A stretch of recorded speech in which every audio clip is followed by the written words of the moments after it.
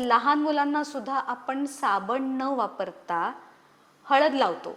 लहान मुलांना त्यांची लव आलेली असते बघा लहान मुलांना, ते जाण्यासाठी बऱ्याचदा हळद, दूध, दुधावरची साय आणि बेसन असं वापरलं जातं.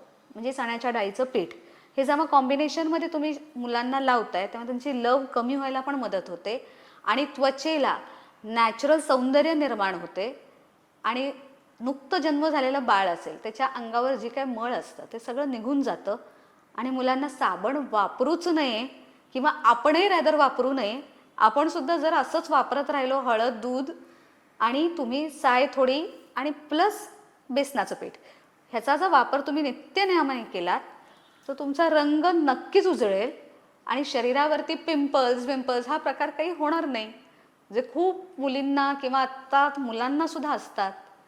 ह्याचं प्रमाण खूप कमी होईल.